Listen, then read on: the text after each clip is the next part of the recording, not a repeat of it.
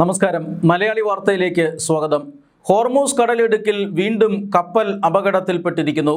അതായത് ഹോർമൂസ് കടലിടുക്ക് ഇറാൻ അടച്ചിട്ടിരിക്കുകയാണ്.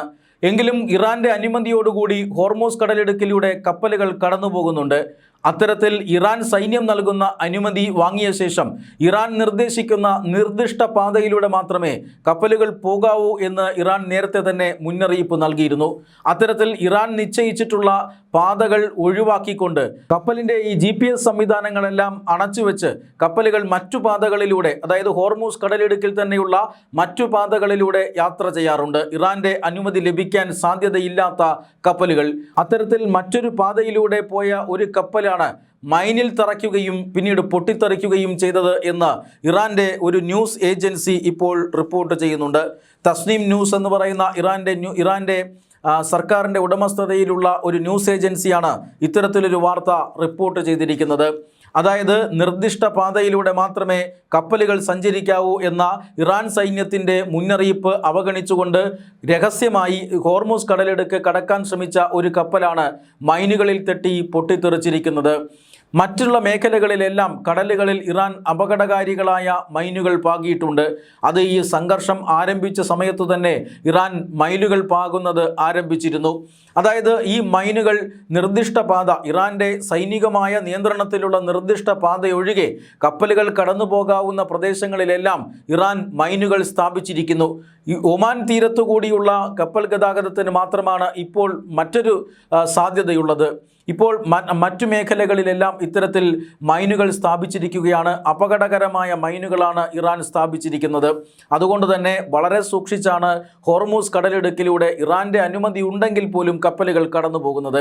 ആ സമയത്താണ് ഇറാന്റെ അനുമതി ഇല്ലാതെ, ഇറാൻ നിർദ്ദേശിച്ചിരിക്കുന്ന പാതയിലൂടെ അല്ലാതെ മറ്റൊരു പാതയിലൂടെ ഒരു കപ്പൽ യാത്ര ചെയ്യുന്നതും അത് പൊട്ടിത്തെറിക്കുന്നതും.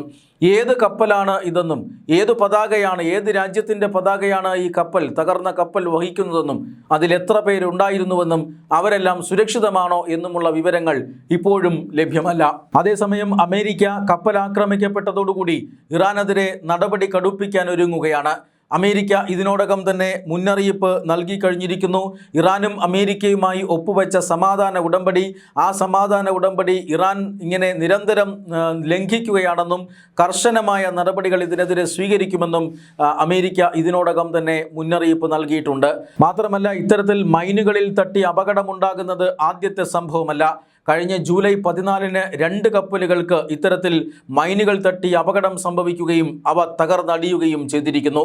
എന്തായാലും ഹോർമൂസ് കടലിടുക്കിൽ ദുരൂഹമായ പലതരത്തിലുള്ള അപകടങ്ങളും പതിയിരിക്കുന്നുണ്ട്. ആ അപകടങ്ങൾ താണ്ടിയാണ് ഈ ചരക്ക് കപ്പലുകളെല്ലാം മറ്റ് രാജ്യങ്ങളിലേക്ക് പോകുന്നത്. ഇന്ത്യ അടക്കമുള്ള രാജ്യങ്ങളിലെ ചരക്ക് കപ്പലുകളെ ഇറാൻ തടയുന്നില്ല എന്ന് പൂർണ്ണമായും പറയാൻ കഴിയില്ല. ഹോർമൂസ് കടലിടുക്കിലൂടെ ഇറാന്റെ സ്വന്തം നിയന്ത്രണത്തിൽ തന്നെയാണ് ഇന്ത്യൻ കപ്പലുകളായാലും നേരെ ഇപ്പുറത്തേക്ക് വരുന്നത്. ഇറാൻ നിർദ്ദേശിക്കുന്ന പാത ഇറാൻ അധികൃതരുമായി ചർച്ച നടത്തുന്നു. ആ ചർച്ചയ്ക്ക് ശേഷം കപ്പലിൽ എന്താണ് ഉള്ളത് എന്നതടക്കമുള്ള കാര്യങ്ങൾ ഇറാൻ പരിശോധിക്കുന്നു. അതിനുശേഷം ഇറാൻ പല കപ്പലുകൾക്കും ചുങ്കം ചുമത്തുന്നു. അങ്ങനെ ചുങ്കമൊക്കെ കൊടുത്തതിന് ശേഷമാണ് കപ്പലുകൾ ഓരോന്നോരോന്നായി ഇറാൻ നിർദ്ദേശിച്ചിരിക്കുന്ന പാതയിലൂടെ പുറത്തു വരുന്നത്. ഇതാണ് ഹോർമൂസിലെ ഇപ്പോഴത്തെ സ്ഥിതി. ഹോർമൂസ് കടലിടുക്കിനെ ചൊല്ലിയാണ് അമേരിക്കയും ഇറാനും ഇപ്പോഴും വലിയ വ്യത്യാസത്തിൽ, അല്ലെങ്കിൽ വലിയ വ്യത്യസ്ത അഭിപ്രായങ്ങളിൽ നിലനിൽക്കുന്നത്.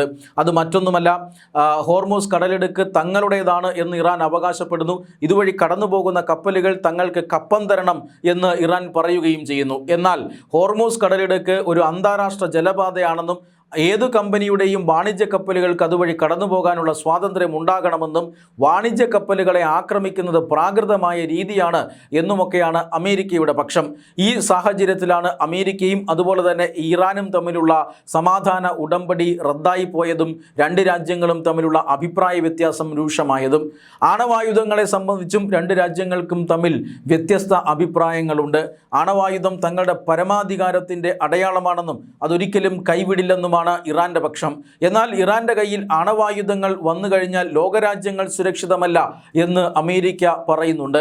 ഇറാന്റെ കയ്യിൽ ഇപ്പോൾ തന്നെ 60% സമ്പുഷ്ടീകരിക്കപ്പെട്ട യുറേനിയമുണ്ട്. ഇത് 90% സമ്പുഷ്ടീകരിക്കപ്പെട്ടാൽ അത് ആണവായുധത്തിലേക്ക് നീങ്ങും. അത് തടയാനാണ് അമേരിക്ക ഇപ്പോൾ ശ്രമിച്ചുകൊണ്ടിരിക്കുന്നത്. ഈ 2 കാര്യങ്ങളിലും ഇറാനും അമേരിക്കയും തമ്മിലുള്ള വ്യത്യസ്ത അഭിപ്രായം തുടരുകയാണ്. ഈ വ്യത്യസ്ത അഭിപ്രായം കാരണം ഇപ്പോൾ അമേരിക്ക ഇറാനെ തകർത്തിട്ടേ പിൻവാങ്ങുകയുള്ളൂ എന്ന നിലപാട് സ്വീകരിച്ചിരിക്കുന്നു.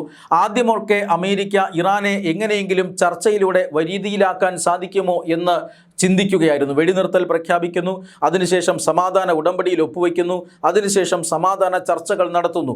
എന്നാൽ ഈ ഒരു അമേരിക്കൻ നയത്തോട് ഇസ്രായേലിന് യാതൊരു പിന്തുണയും ഉണ്ടായിരുന്നില്ല.